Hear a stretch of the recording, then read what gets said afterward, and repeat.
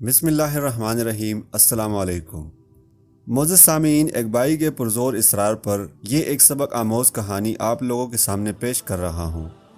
امید کرتا ہوں کہ اس کہانی کو سن کر آپ لوگ نہ صرف خود اس بات پر عمل کریں گے بلکہ اس ویڈیو کو دوسرے لوگوں کے ساتھ شیئر کر کے آپ بھی اس کار خیر میں اپنا حصہ ڈالنے کی کوشش ضرور کریں گے۔ معزز سامعین، مزید کہانی کی جانب بڑھنے سے پہلے آپ تمام دوستوں سے گزارش ہے کہ اگر آپ نے ابھی تک ہمارے چینل کو سبسکرائب نہیں کیا تو ہمارے چینل کو ضرور سبسکرائب کریں اور ساتھ ہی بیل والے بٹن کو دبائیں تاکہ ہماری ہر نئی آنے والی ویڈیو آپ تک بروقت پہنچ سکے۔ شکریہ۔ یہ 2018 کی ایک شام تھی جب میرے موبائل کی بیل بجی، کال ریسیو کی۔ ایک صاحب نے سلام دعا کے بعد پوچھا، عبداللہ صاحب کیا آپ رشتے کرواتے ہیں؟ میں نے کہا جی الحمدللہ۔ تو اگلا سوال غیر متوقع تھا، سر میں آپ سے ملنا چاہتا ہوں۔ میں نے پوچھا کس سلسلے میں؟ تو جواب ملا کہ بہن کے رشتے کے سلسلے میں مدد درکار ہے۔ 3 سال ہو گئے ہیں، کوئی رشتہ نہیں مل رہا۔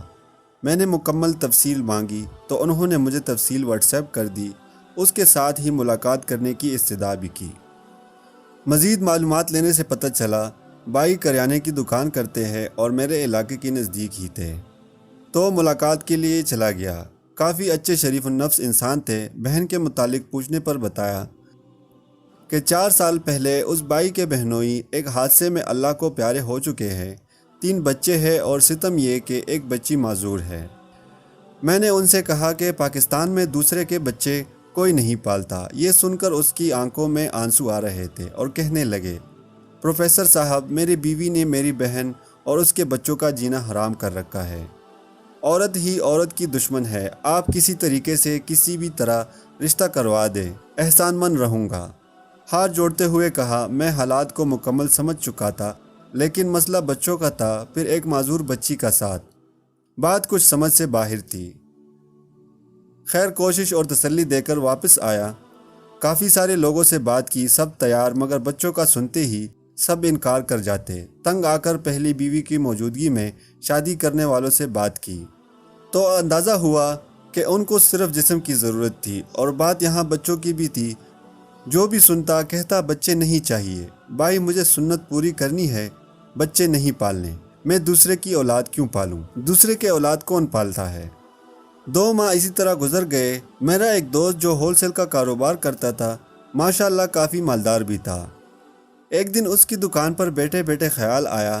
میں نے کہا، رضوان بھائی یار دوسری شادی کیوں نہیں کر لیتا؟ اس نے غور سے مجھے دیکھا، میری طرف جھانکنے لگا تو میں نے کہا کیا ہوا؟ جواب ملا کہ عبداللہ بھائی دیکھ رہا ہوں آپ نشہ تو نہیں کرنے لگے، کیوں مجھے مروانا چاہتے ہو؟ میں نے کہا رضوان یہ سنت ہے، آپ ماشاءاللہ سے اچھا کماتے ہیں، اللہ نے آپ کو بہت ساری نعمتوں سے نوازا ہے، آپ کو ضرور شادی کرنا چاہیے اور کسی کا سہارا بننا چاہیے۔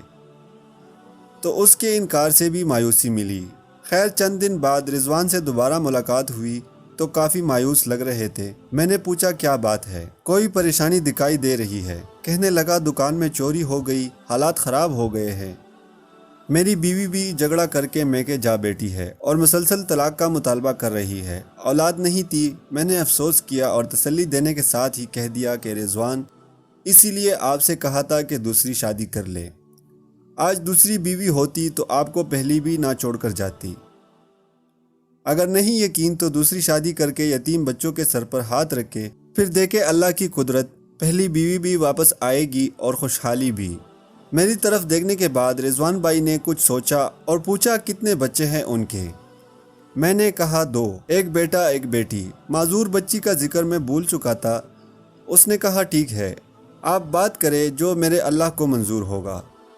میں نے لڑکی کے بھائی کو کال کی اور شام کو اس کی دکان پر ہی بلا لیا، ملاقات کروائی، گھر بار کاروبار دیکھنے کے بعد ہاں کر دیا۔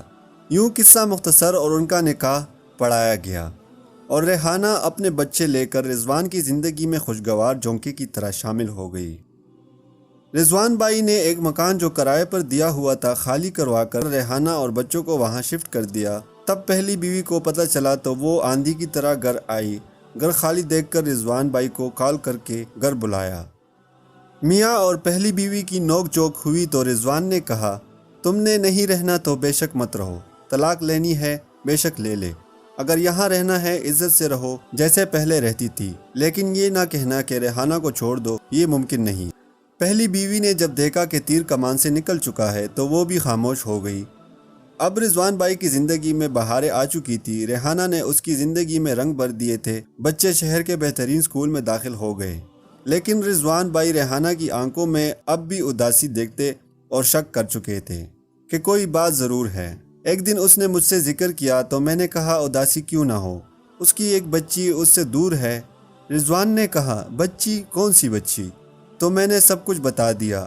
رضوان نے سب سن کر مجھے ایک نظر دیکھا تو میں نے سر جھکا لیا۔ اسی دن شام کو رضوان بھائی بیوی سے کہنے لگے تیار ہو جاؤ، بچوں کو بھی تیار کرو، آج ہم نے آپ کے بھائی کے ہاں جانا ہے، ضروری کام ہے۔ بیوی کا دل دھڑک اٹھا، پوچھا تو جواب ملا جتنا کہا ہے اتنا کرو۔ کچھ دیر کے بعد ہی وہ لوگ بھائی کے گھر میں تھے۔ وہاں رضوان نے ریحانہ کو کہا کہ معذور بیٹی کہاں ہے۔ اتنا سننا تھا کہ اسے لگا شاید کچھ غلط ہونے جا رہا ہے، وہ دوسرے کمرے میں ہے۔ رضوان نے دوسرے کمرے میں جا کر دیکھا تو غلاظت سے لت پت بچی انتہائی کمزوری کی حالت میں پڑی تھی۔ رضوان بھائی اشارہ کرتے ہوئے کہنے لگے ریحانہ بچی کے کپڑے بدلو، یہ ہمارے ساتھ جائے گی۔ ریحانہ نے یہ سنا تو رضوان کے قدموں میں گر گئی۔ بھائی نے رضوان کو گلے لگا لیا۔ یوں وہ بچی رضوان اپنے گھر لے آیا۔ اب وہ بچی اور دوسرے دونوں بچے رضوان، ریحانہ اور اس کی پہلی بیوی کی جان ہے۔ رضوان دن دگنی رات چگنی ترقی کر رہا ہے۔ ایک دن رضوان اور اس کی بیگم نے میری دعوت کی تو ریحانہ بھابی نے ہاتھ جوڑ کر کہا سر عبداللہ صاحب، کبھی زندگی میں رشتے کروانے کا کام مت چھوڑنا۔ میری رضوان سے شادی نہ ہوتی تو میں آج بچوں کو قتل کر کے خودکشی کر چکی ہوتی۔ لوگوں کو بتاؤ عبداللہ بھائی، دوسری شادی وہ نعمت ہے جو شرطیہ خوشیاں دیتی ہے، خوشحالی لاتی ہے۔ میری جیسی لاکھوں ہیں جو دکھوں بھری زندگی گزار رہی ہے، ان کو بھی خوشیاں دینی ہے۔ کاش کہ یہ نعمت معاشرے میں عام ہو جائے۔ معزز سامعین، یہ واقعہ فرضی نہیں، ایک حقیقی واقعہ ہے۔ دوسری شادی واقعی ایک نعمت ہے، اور ایسی عورت سے دوسری شادی جس کے بچے ہو زندگی میں حقیقی خوشیاں بھر دیتی ہے۔ مگر کیا کیا جائے ایسے لوگوں کا جو دوسری شادی کرنا چاہتے ہیں مگر بچے نہیں پالنا چاہتے، جو دوسری شادی کے مزے تو لینا چاہتے ہیں مگر کسی کے سر دست شفقت نہیں رکھنا چاہتے۔ کیا یہ ہے سنت؟ کہاں لے کے جائے وہ عورت ان بچوں کو، قتل کر دے یا کسی دریا میں پھینک دے۔